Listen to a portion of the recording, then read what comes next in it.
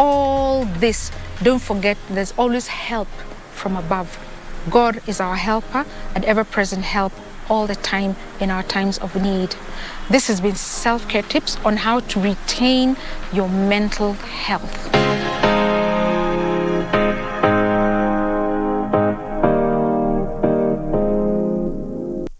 The future is hands-on, and Sensei College is at the front line of technical institutes in Kenya, offering practical and skill-based courses accredited by all concerned bodies, TVETA, NTSA and NITA. Sensei College offers driving and plant operator, cosmetology, fashion and design, mechanics, hydroponics and irrigation, installation, building construction, hospitality, photography and video production, electrical and electronics repairs, and ICT courses. Get free plant operator training when you enroll for plant mechanics, free driving when you enroll for motor vehicle mechanics, and free riding when you enroll for motorcycle mechanics. The requirement is an ID only, with intakes every first week of the month. We have 2 campuses in Nakuru and Nairobi. We provide meals and accommodation. Sensei College. My skills, my future.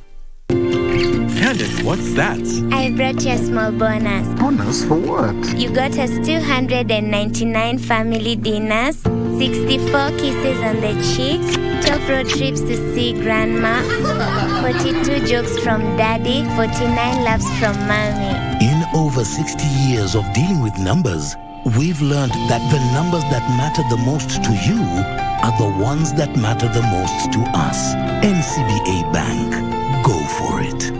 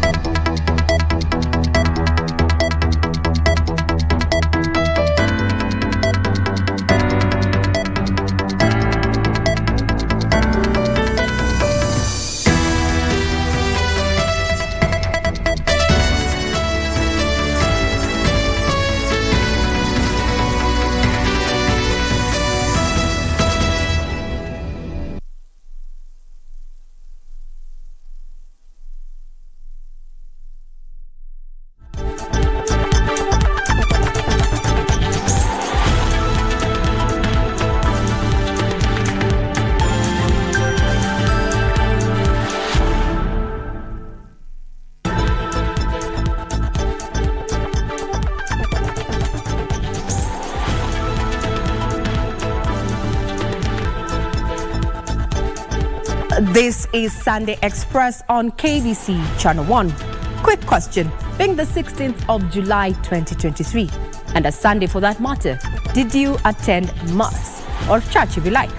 Well, if you did, so will the residents of Silale in Baringo County after the first church was installed today. This and so much more will be coming up in this particular bulletin, so do keep it right here. But first things first, the highlights.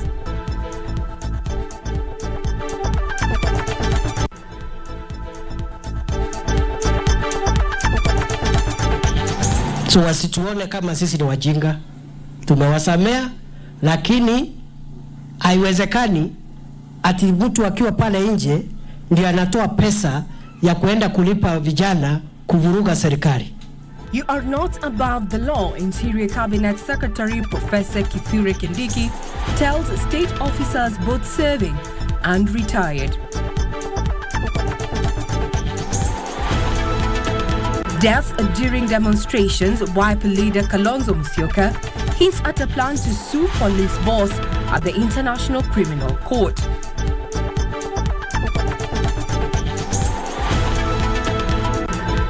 Towards a pan-African transformation, African nations to capitalize on the institutional reforms.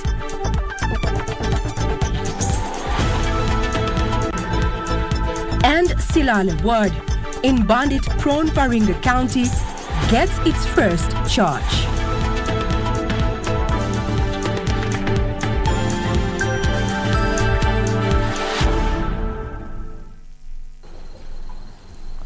This is Sunday Express. I'm Regina Manyara, and my colleague on sign language is none other than Anne Wangeshi. Now, Interior Cabinet Secretary Professor Kithure Kindiki has maintained that all state officers, whether serving or retired, must respect the rule of law.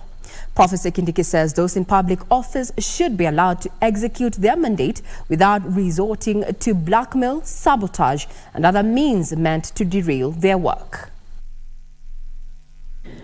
Interior Cabinet Secretary Professor Kithure Kindiki, who joined worshippers at the Kano Catholic Church in Tharaka Nithi County, said all persons, including former political leaders and public office holders, have an obligation to follow the law to the latter. So wasituone kama sisi ni wajinga. Tumewasamea, lakini haiwezekani ati mtu akiwa pale nje ndio anatoa pesa ya kuenda kulipa vijana kuvuruga serikali. Professor Kindiki added that the government has not banned rallies in public gatherings. We smoke people hiding under the constitution to commit crimes, to hurt other people, to paralyze businesses of innocent people who wake up every day to try and make a living for their children. Elsewhere, Laikipia County Senator John Kinyo is calling for the establishment of a compensation program to cushion families whose loved ones have been killed during suspected bandit attacks. A national police reservist and a businessman in Laikipia West constituency were killed in the latest incident. Familia hii itaangaliwa kivipi? Kwa hivyo tungetaka serikali iwe na mikakati maalum ya kuweza kufidia watu ambao wako katika NPR. And leaders in Turkana County are calling for an end to the killings by suspected armed attackers on the Kitale-Lodwar highway. Hakuna faida tumepata kwa kufukuzana kwa sababu ya mambo moja. Ile tumepata ni kuuana, ni kunyang'anyana mali na watoto kutoenda shuleni. Tushirikiane pamoja ili tuweze kutatua mambo haya. Na mimi niko mstari wa mbele nikiwa hata kuhakikisha kwamba Turkana will be safe and Turkana will be more safe.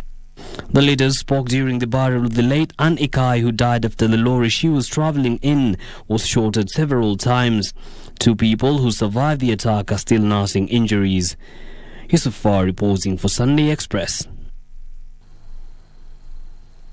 Now on to matters politics. Leaders allied to the ruling Kenya Kwanza Alliance now say the anti-government protest Barala Odinga-led Azimio la Umoja One Kenya coalition is not about the cost of living, but rather a means to force a power sharing.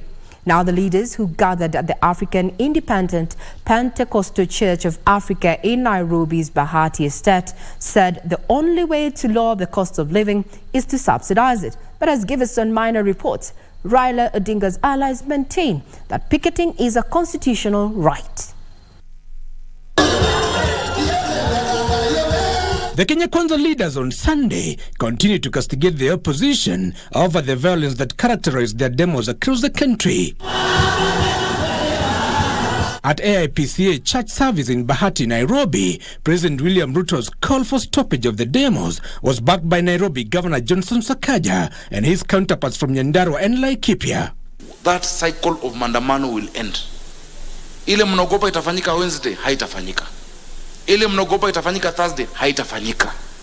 Biashara zenu zitaendelea. Ile fertilizer tulitolewa 7,000 mpaka 3,500.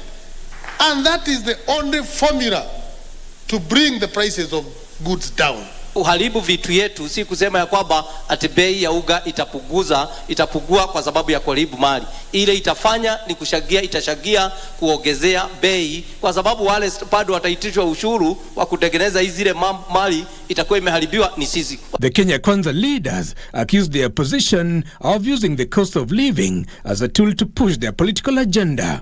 Hii mambo ya maandamano is a political issue. The solution is political issue. The solution is politics. Tusiingie katika mtego wa hawa watu kwa sababu wanataka tuingie hiyo mtego ili sasa kusijulikane nani anapigana na ni nani anafanya hivi. You don't have roro uchukue mawe na bunduki na nini na mshale. The government is ready to deal with every situation that will come firmly and decisively for the benefit of the people of Kenya. But we are asking our friends on the other side, there is time for you to change your mind because it's possible to do so.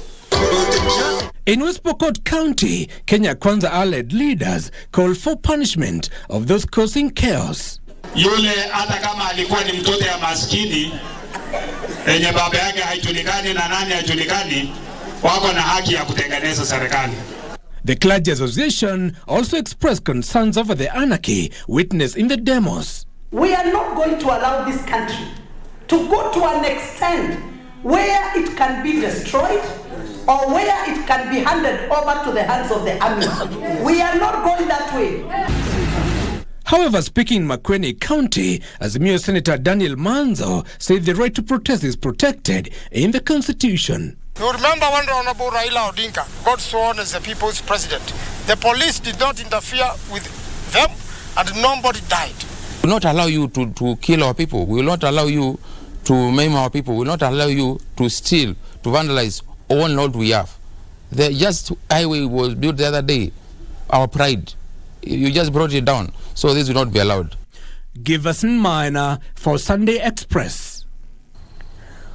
Still related to that is that Wiper Democratic Movement leader Kalonzo Musyoka now says Azimio la Umoja One Kenya coalition is contemplating instituting a criminal case against the Inspector General of Police at the International Criminal Court over the death of civilians during peaceful demonstrations. Now speaking in Mwingi, Kitui County, where he attended the Sunday service, Kalonzo said Azimio has been holding peaceful demonstrations and meetings across the country, but things go south whenever the police are involved. Leaders accompanying the former vice president vowed to continue with the demonstrations in the coming week to force the government to listen to the plight of Kenyans.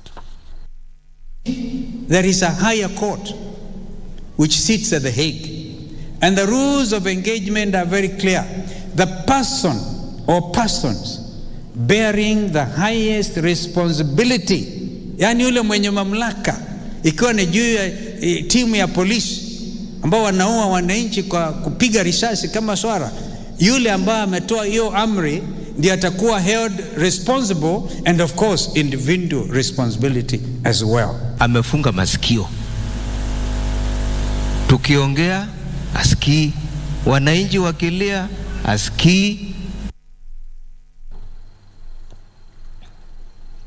The opposition there maintaining that the demonstrations are on as government warns about destruction of property as well as breaking the rule of law. Now, President William Ruto has urged African nations to capitalize on the institutional reforms momentum at the African Union to deliver the Pan-African transformation. Ruto emphasized the need for African Union's transformation to self-funding to drive its continental agenda driven by its own people, leaders and resources. Was the fifth mid-year coordination meeting of the African Union at the UN complex in Gigiri, Nairobi, President William Ruto said it is possible to build a more integrated, prosperous and stable Africa free trade area free of external funding. You may want to know that that decision has now been implemented by 17 countries.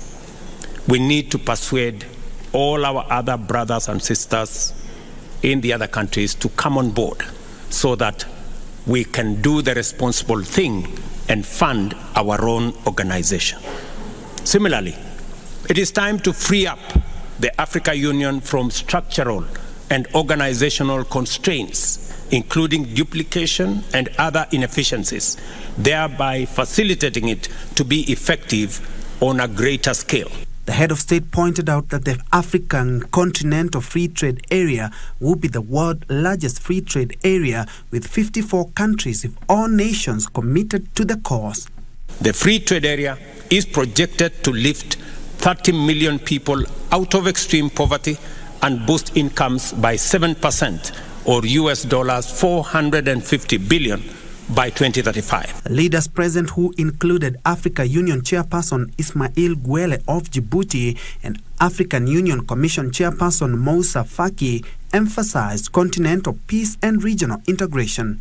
Meanwhile, we see renewed conflict and extremist terrorism are wreaking havoc across the continent, resulting in lost decades of development and millions of displaced persons and refugees. These calamities are leaving a generation of our young people, especially women, with the anxiety of a tortured present and a deeply uncertain future. In this context, therefore, I would like to express here our total solidarity with our sister countries which are today going through these crisis situations, and at the same time renew our call to silencing the guns. The leaders of the regional economic communities, and those that have not yet done so, to ratify the protocol.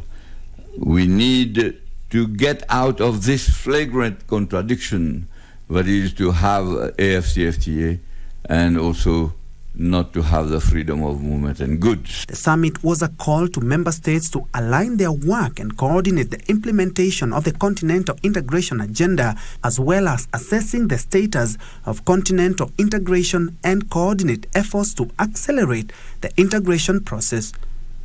For Sunday Express, I'm Ben Troy-Njue. To some good news, it was celebration and dance at Naudo area of Silale Ward, Tiaty County, after the opening of the first ever church since independence in an area perceived to be a bandit's haven in Baringo County. Women, men and Morans congregated to witness the auspicious occasion.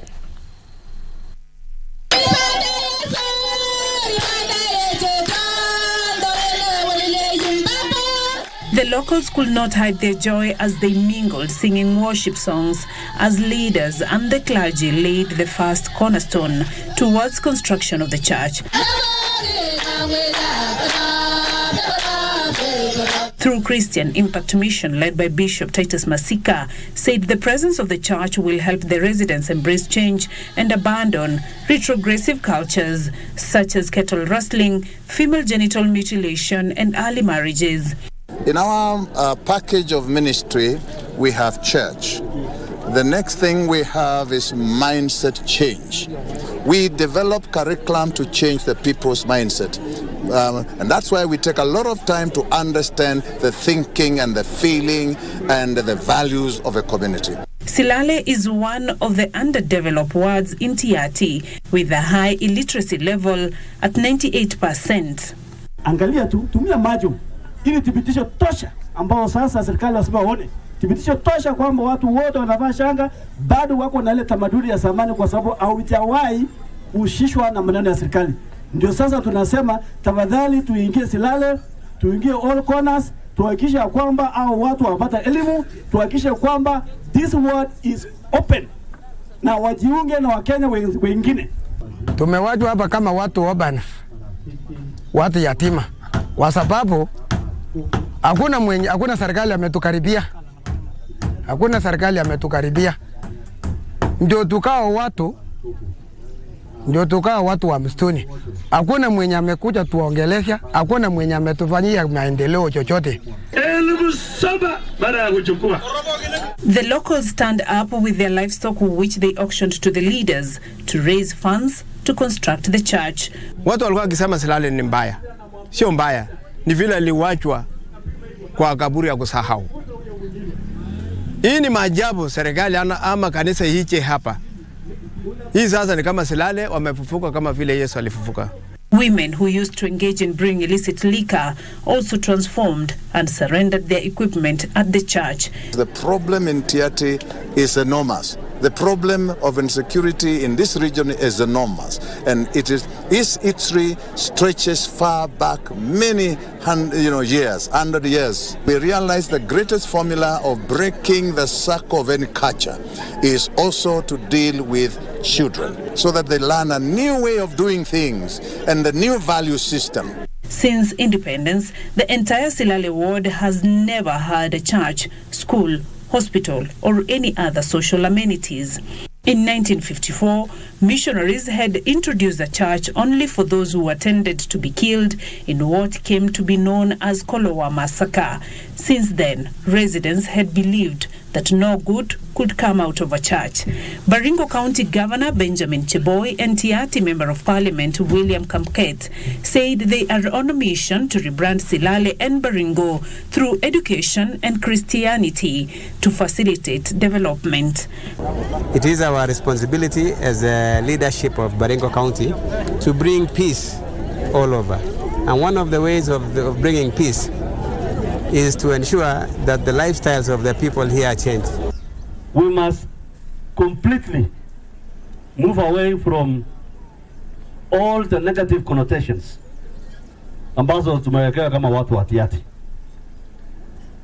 Na njia mojawapo ya kufanya hiyo kazi ni kujenga kanisa, kujenga mashule, kujenga mabarabara, kuongeza maji.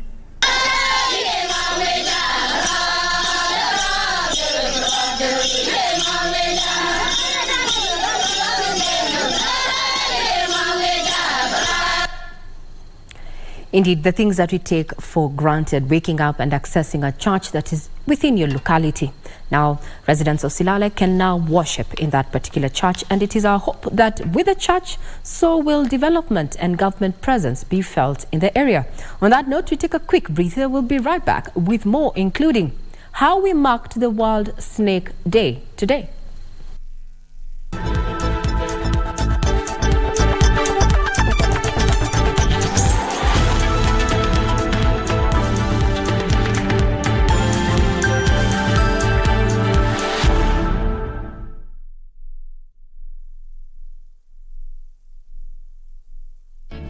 Cheza Loto Moto. Sasa unaweza jishindia instantly na Loto Moto.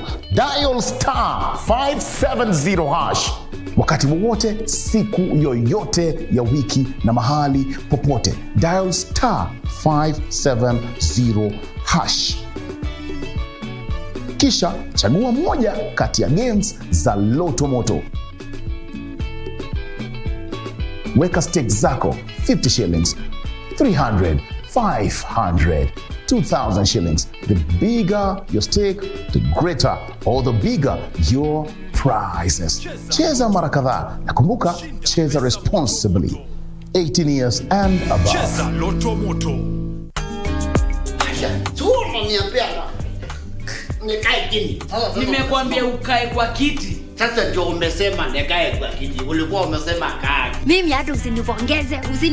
I don't want anything. I'm doing it free of charge. Unaniachilia tu hivi, mnaniambia nipeane story saa inchi bila inakaa. Inchi bila inakaa, simwangalie kwa TV mtaona bila inakaa. Leo umeshinda mbio moja, sasa umekuwa championi. Na Jenny umekasirika mama. Wacha tuendelee na sherehe hiyo, maneno yako ya zawadi ndakutayarishia. Teresa nini na kunipea kasota kama mimi ni mtoto wa shule? Mimi ni mtoto wa shule, mimi nimetoka shule, unanipea 2,000 ama unipea?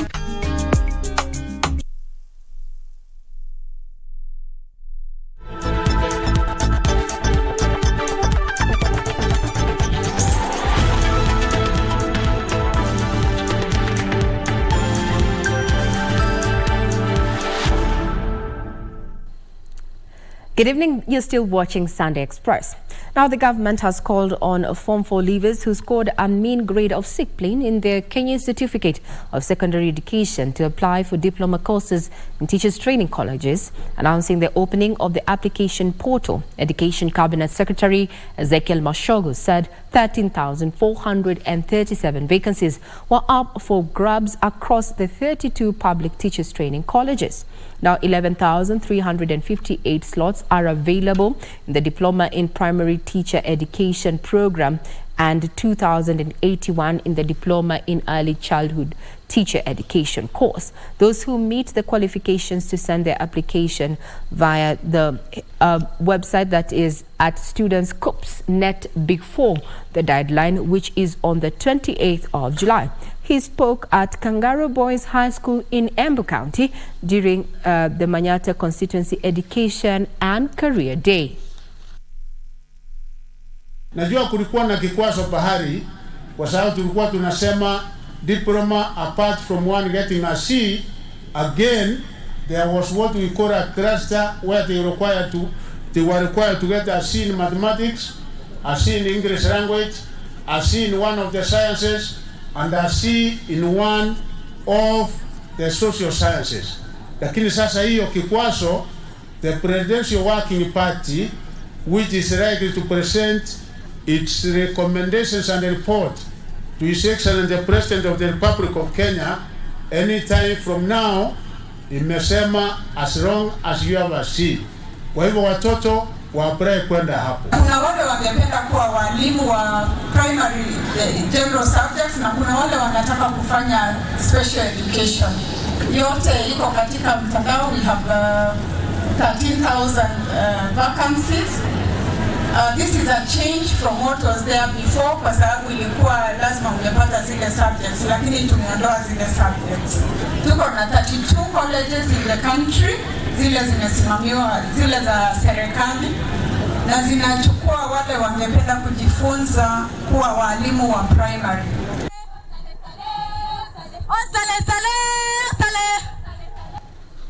You can get further details on how to make that application. It is students.cups.net if you're interested. Now, the Kenya Revenue Authority has asked the public to register on the electronic tax invoice management system, terming it convenient, time-saving and accurate. The tax agency noted that the invoices are electronically validated, signed and details transmitted to the tax portal on a real-time basis. KRA partnered with the Kenya Broadcasting Corporation in a 3-day roadshow that ended today to create awareness of the new system in streamlining revenue collection.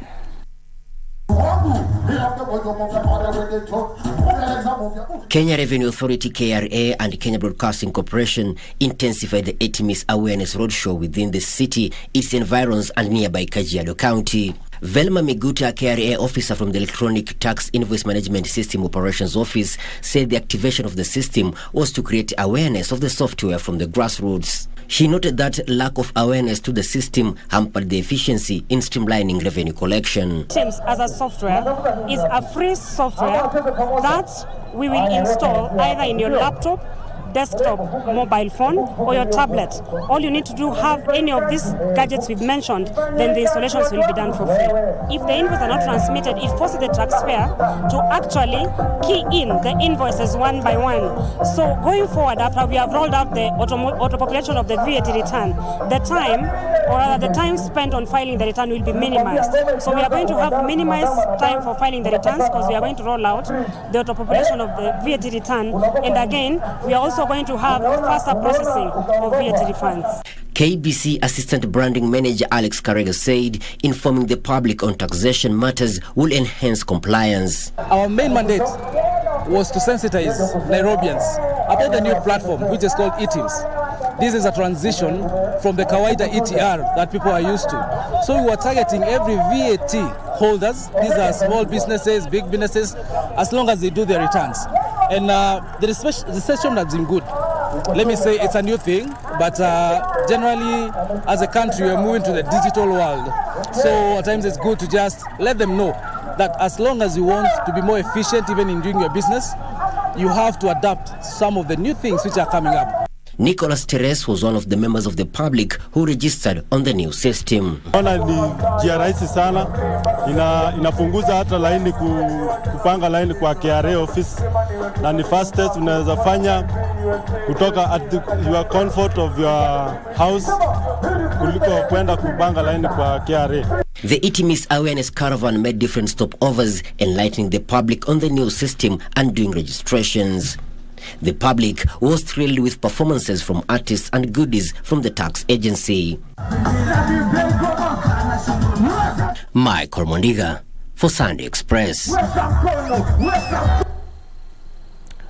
Well, if you have ophidiophobia, that is a fear of snakes, well, then this particular report might be a little bit disturbing for you. However, in a bid to change the negative perception people have about snakes, the National Museums of Kenya educated members of the public about these feared yet ecologically important reptiles in our ecosystem and their need to conserve the species.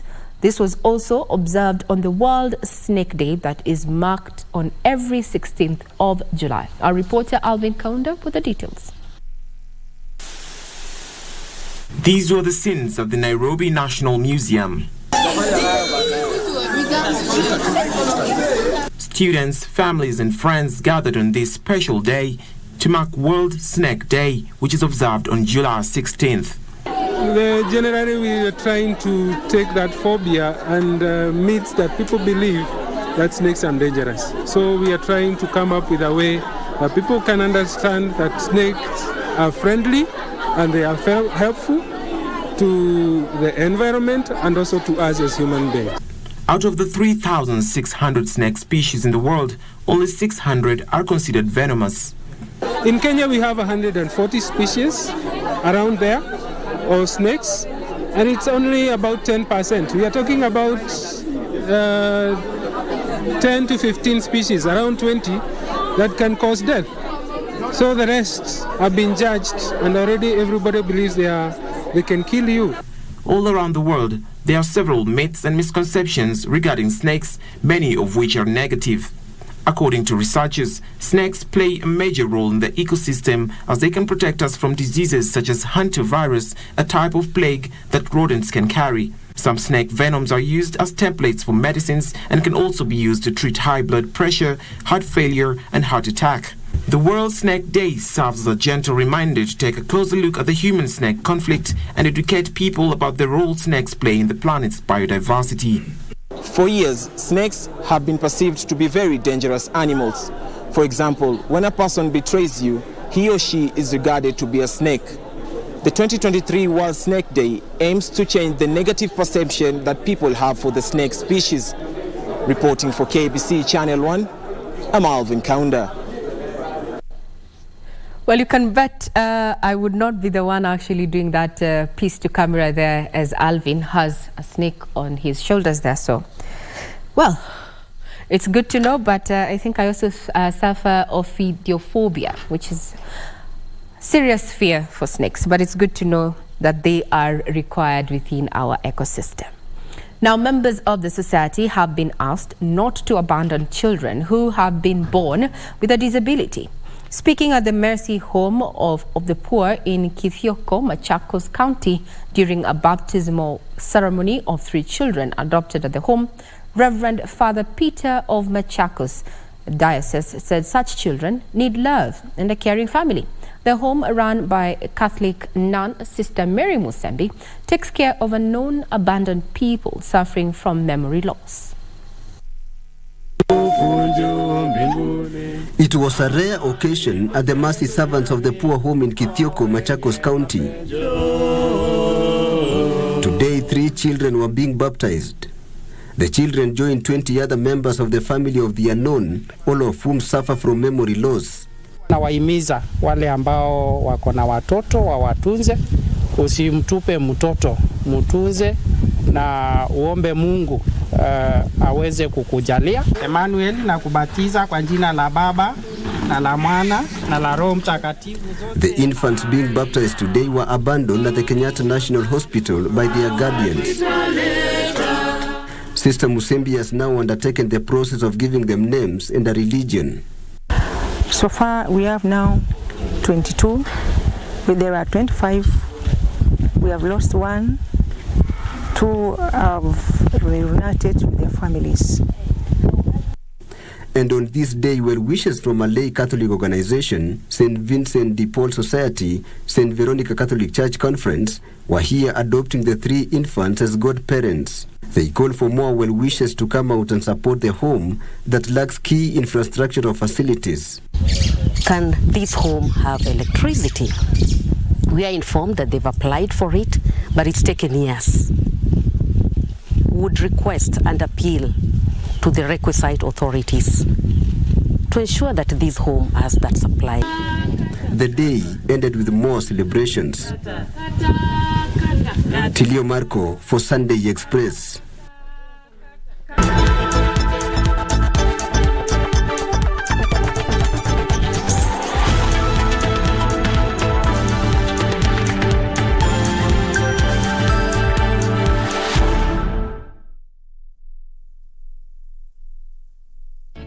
Cheza Loto Moto. Sasa unaweza jishindia instantly na Loto Moto. Dial star 570 hash. Wakati wowote, siku yoyote ya wiki na mahali popote. Dial star 570 hash. Kisha chagua moja kati ya games za Loto Moto. Weka stakes zako 50 shillings, 300, 500, 2,000 shillings. The bigger your stake, the greater or the bigger your prizes. Cheza mara kadhaa na kumbuka, cheza responsibly. 18 years and above. Cheza Loto Moto.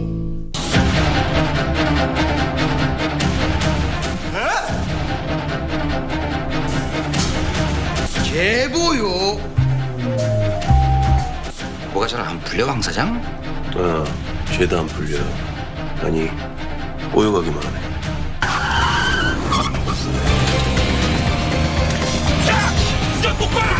아니 어떤 놈이 아콘 길막을 하고요? 이게 범벅해요.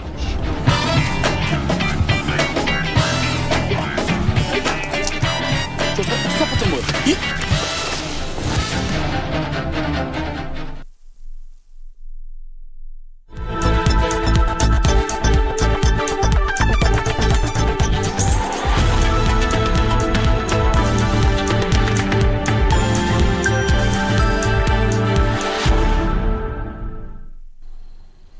Good evening. A family in Isiolo County is seeking financial support from well-wishers so that their 3-year-old son can undergo corrective surgery. Samuel Wawero was born with a narrow food pipe and has been struggling to ingest any solid food since he started weaning.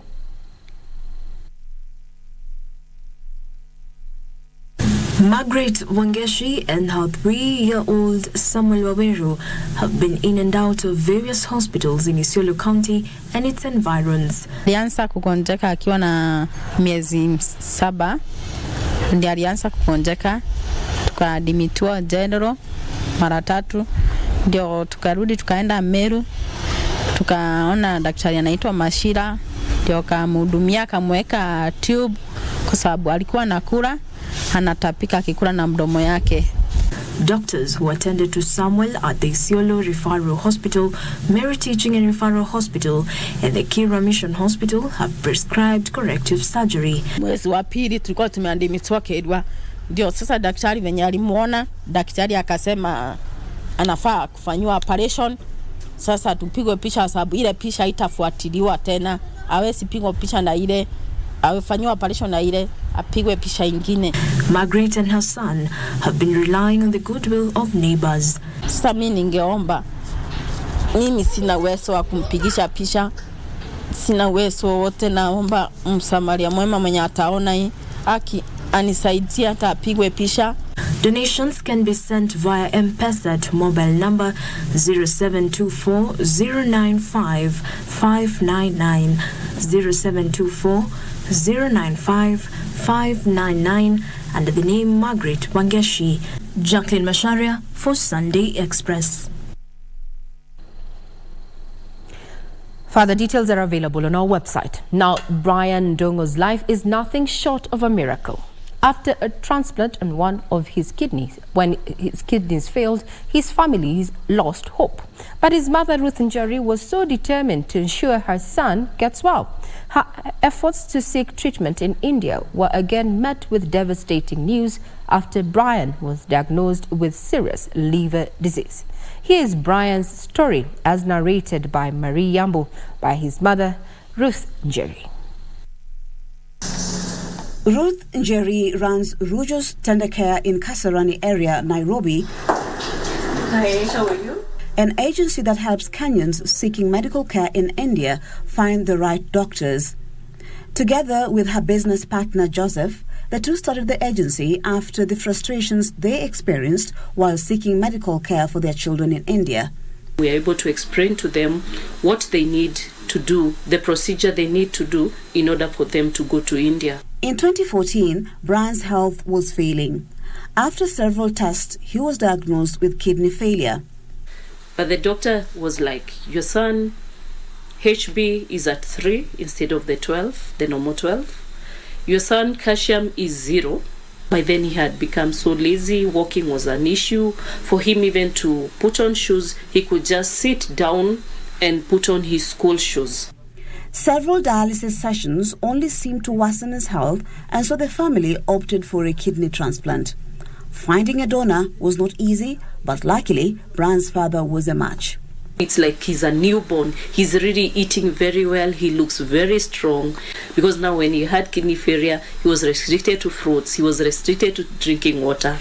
But just as Brian's health was improving, the family was once again plunged into another health crisis. His new kidney was failing. I cried so much. I could not believe it. Through social media, the family sent out an appeal for a kidney donor as none of his family members was eligible. A total stranger, Paul, heeded the call, and with the help of the church and the family members, Ruth was able to raise 4 million shillings to take his son and the new donor to India for the life-saving surgery. However, doctors in India found another life-threatening condition that needed fixing if the kidney transplant was to be successful. Now, they realized he had a condition that was called primary hyperoxaluria, which is a liver condition. They also told us that the liver condition he had been born with. That's why his native kidneys failed. That is why his transplanted kidney is failing. Another complication was that the laws in India forbid organ donation from someone who is not related to the recipient. As a family, we didn't have anyone else to donate. They told me they have a board in the hospital which would sit down and decide whether they will allow this other donor maybe to donate a part of his liver to my son. They explained to me that for kidney it has to be basically a family member because there's more rejection. Back at home, the search for a donor began once again. Brian's uncle Peter Njuguna, Ruth's younger brother, was a match. He flew to India for further tests, only to be found to be unfit as a donor. He had a more life-threatening disease, and so the focus shifts from saving Brian's life to that of the uncle. That is when now they find he has a growth in his lungs. And now they even explained to me that whatever he's suffering from is very critical, that he can just sleep one day and just not wake up. His uncle's surgery was a success, and he was able to donate his kidney while Paul donated his liver. The twin surgeries on Brian took close to 24 hours as they had to be done simultaneously. There's that rate, you're not so sure what may happen in theatre. And now you have 3 people in there. It has been more than 6 years since Brian's surgery, and his kidney and liver are functioning well. He went back to school and is now pursuing a course in nursing. Because of whatever he went through, he really wanted to one day to become a doctor so that he can reach out to people just like the way the doctors helped him. His mother, through Rujo's Tender Care, is involved in helping other parents and patients to access at ease medical facilities and doctors in India. Maria Ambo reporting for KBC, Channel 1. Indeed, a miracle. To the county, a section of police officers drawn from different parts of the country have moved the crowd in Meru town when they lowered their guns to preach the gospel. The officer said a week-long crusade held in different parts of Meru town was aimed at spreading peace among the residents. It was a rare gesture in Meru town when police officers switched their firearms with the Holy Book and for a week traversed the town preaching the gospel, while exemplifying their humane side to counter the public's negative image of policemen as rogue. They urged Kenyans to always strive to maintain peace. Wakati watu wanafikiria mambo ya maandamano, sisi tunafikiria vile tutatangazia watu amani, na amani inapatikana kwa kumjua Mungu. On medical services, health experts have called for solid strategies to protect the National Health Insurance Fund, terming it as the only guarantee for universal health coverage. If we are all focusing on the goal of healthcare for all, we should be able to come with an amicable agreements where we are able to still serve our patients, whether it is centralized, whether it is in the county spaces. In the meantime, the government has been urged to ensure timely disbursement of cash transfer funds for the aged, especially to cushion those on medication. We need to come up with a system where this money can be distributed, if possible, every month without fail. When you give a lump sum amount of money to the elderly people, you are risking their lives, you are risking their dignity. In Embu, matatu operators have opposed the government's move to retraining drivers in order to curb road carnage. The drivers instead cited poor conditions of roads and lack of road signs as the major cause of accidents. Na mimi naambiwa niende shule nifanye nini? Siwatengeneze barabara ndio inakuwa mbovu. Sioni maneno ya kurudisha driver shule pahali inatoana na kuongezeka kwa ajali barabarani zetu.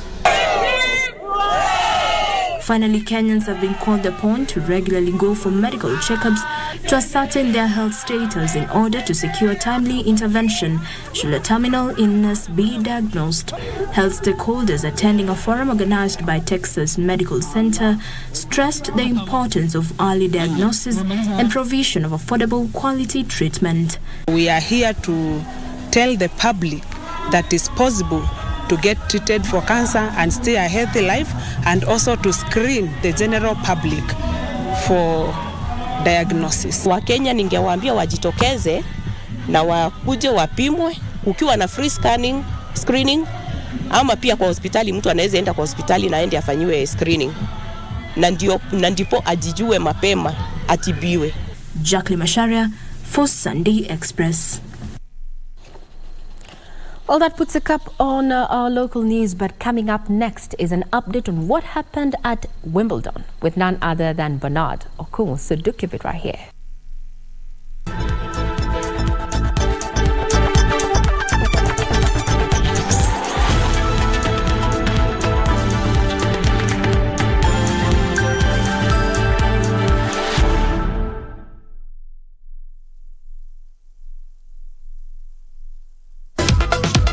The stage is set for a showcase of global talent as Kenya hosts the World Rugby Under-20 Trophy for the second time from the 15th to 30th of July at the Nyayo National Stadium. This year's edition will see 8 teams battle over 4 match days for a place in the World Rugby Under-20 Championship in 2024. Catch the matches live on KBC Channel 1, your true sports partner.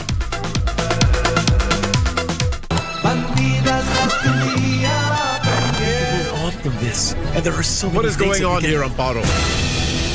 What are you doing with this peasant? Can you please leave and don't waste my time? Put that away. Don't do it. I'm begging you. I beg you, don't kill me. Don't do it. It just turned blue. My father is being poisoned through his toothpaste. What else do you want me to do so you'll accept that I didn't deceive you? I want you to know that I can't live without you. I can't imagine life without you. Las bandidas.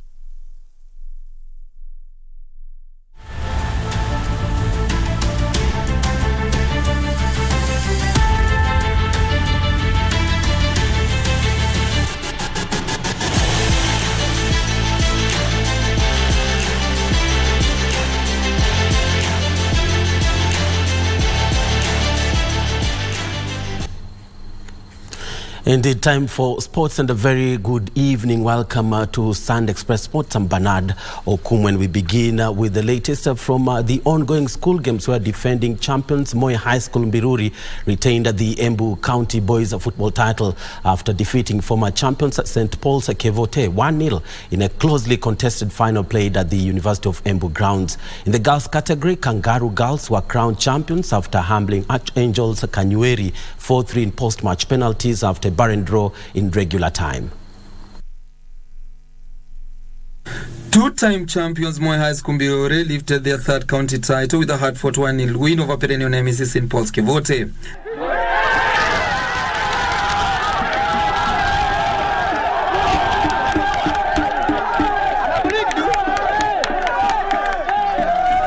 The win extended Mbiruri's dominance in boys football. In the girls category, Kangaroo Girls were crowned champions after trouncing Archangels Kanyueri 4-3 in post-match penalties after a barren draw in normal time. In volleyball, Kamutu Boys thrashed Kangaroo School by 3 straight sets of 25-19, 25-17 and 25-14, while in girls volleyball, St. Anne's Keriare defeated Ngonyomo by 3 straight sets of 25-18, 25-22 and 25-17. Kulingana na mwaka yenye tulikuwa mwaka ya jana, naweza sema timu zote kutoka kwa sub county and the county even na hata kwa zonals, timu zote tunaona walikuwa wameprepare vizuri, lakini vijana wangu walijiandaa kweli kweli. Tumepiga zoezi ya na tunashukuru Mungu hatujapoteza game yoyote. Ni achievement kidogo, hata kama tulikuwa tunatarajia kutoka kwa finali, tulikuwa tuna hope tutaenda hadi regionals. The last time St. Paul's tulikuwa kwa finali kama hii ilikuwa in 2018. So it is since 2018, hizo ni miaka 5 hatujakuwa kwa county games, tulikuwa tunagongwa zonals. We want to thank also St. Paul's Kifoti. It was a worthy opponent, and but we were better than them. And we have won all the matches. We only drew in one. We have done a lot of investment in this team. Our coaches had sleepless nights. The winners will represent Embu County in the regional competition in Machakos County next week.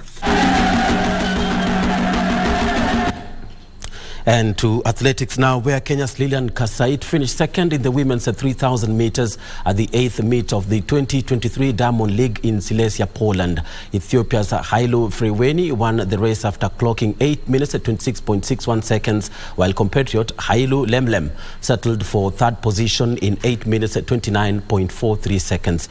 Commonwealth champion Mary Mora won the women's 800 meters after clocking 1 minute 56.85 seconds, relegating Nakai Halima and Goltopin Natoya to second and third positions respectively. South Africa's Sakani Simbine won the men's 100 meters in 9.97 seconds ahead of reigning world champion Fred Kali and Cameroon's Emmanuel Eseme, who completed the podium dash. Trying to hold him off at the end. It's going to be very close to the line. Simbine was there as well, as you see the And to golf now, where Krish Patel emerged the overall winner as the curtains came down on the inaugural Kalmar Open Golf Tournament played at the Par 71 Nyali Golf and Country Club in Mombasa. The one-day tournament attracted 180 golfers. Playing off handicap 21, Chris Patel posted 43 points to emerge the overall winner despite the chilly weather. Patel managed to score 20 points on the first 9 holes and 23 points on the second 9 holes. The men's category was won by Amin Haji, playing off handicapped 18 after posting 42 points. He scored 19 points on the first 9 holes and 23 points on the second to win the title. The runners-up award went to Sanjay Kotecha after he posted 38 points on countback. Veteran golfer Amar Harvey scooped the men's third award after posting 38 points on countback, playing off handicapped 14.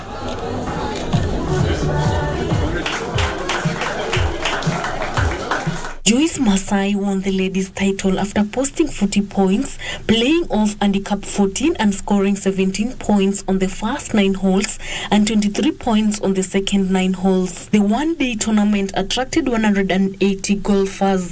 This is a tournament sponsored by ourselves, Power Parts, and Kalmar, our principals, who are the world's leading port equipment manufacturers, and we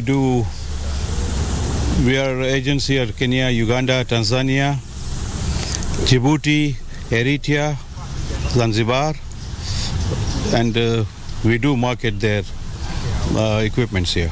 For Sunday Express, I'm Sela Onyango.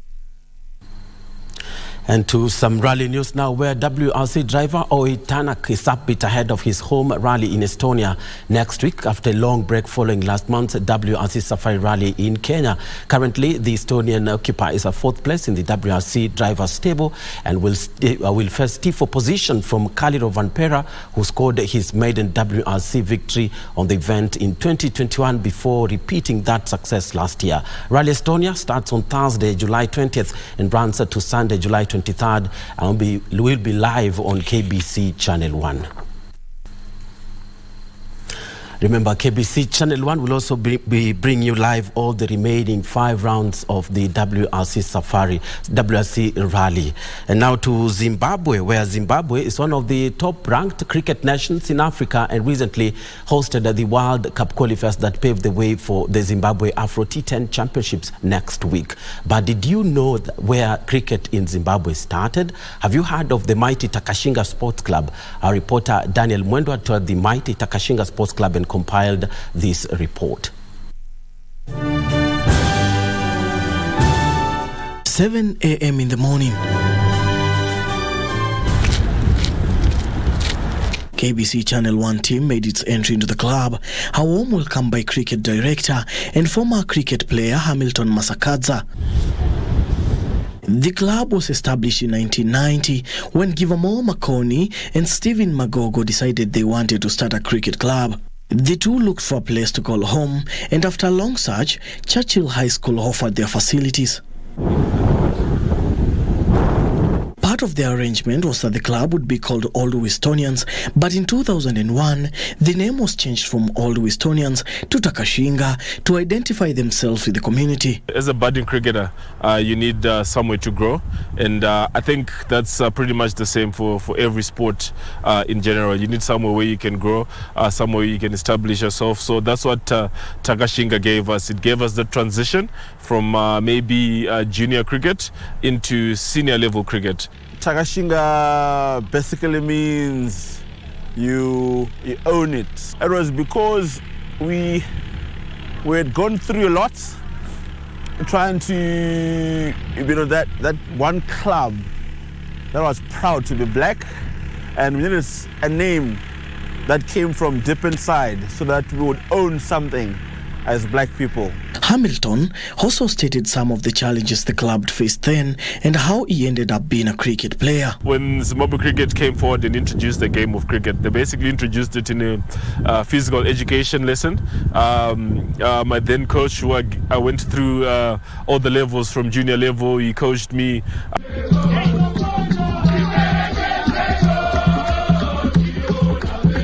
The rise of Zimbabwe cricket up to date is geared up by the blend between fans and players, as president of Cricket Zimbabwe, Tavigo Muhlani, stated.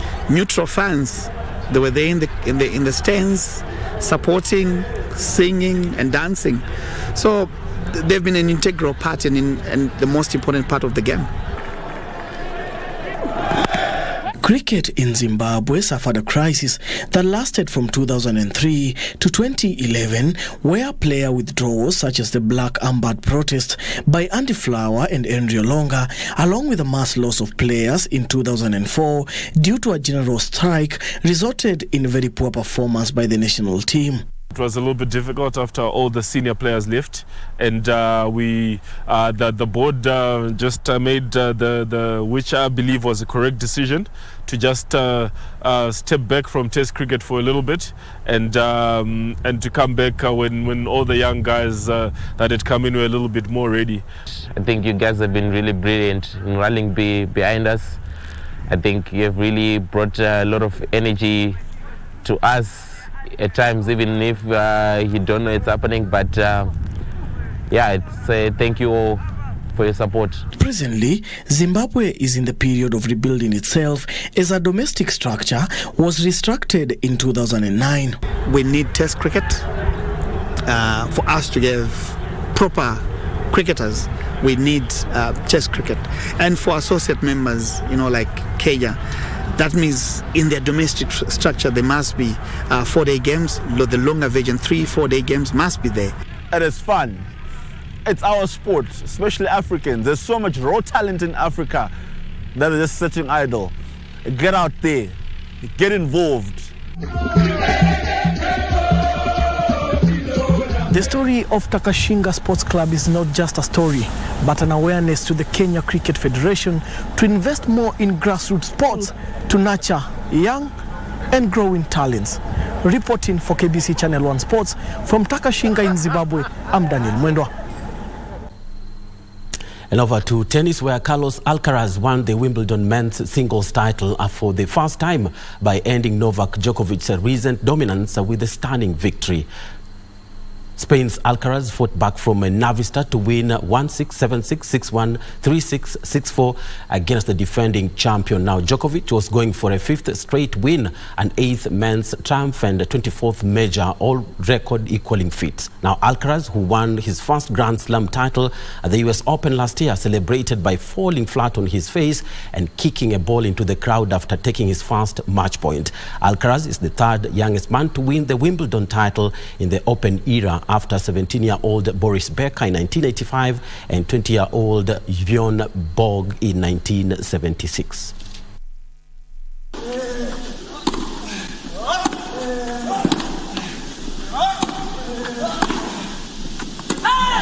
El serbio 0-30.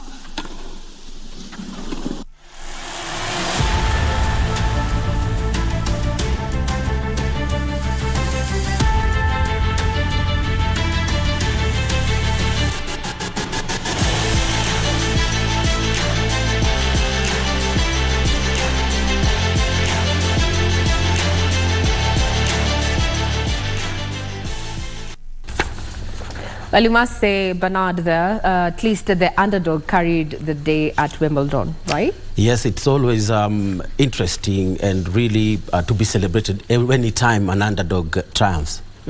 Now, talking about underdogs, we just want to know, today was the World Snake Day. Do you have a fear for snakes? Not really.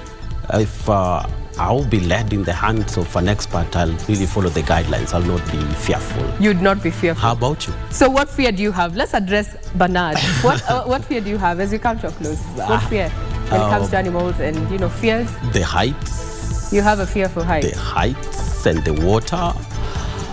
Water and heights? Yes. Wow. Okay, at least I don't fear water or heights. But you didn't answer my question. Oh. What fears? Okay. Yeah.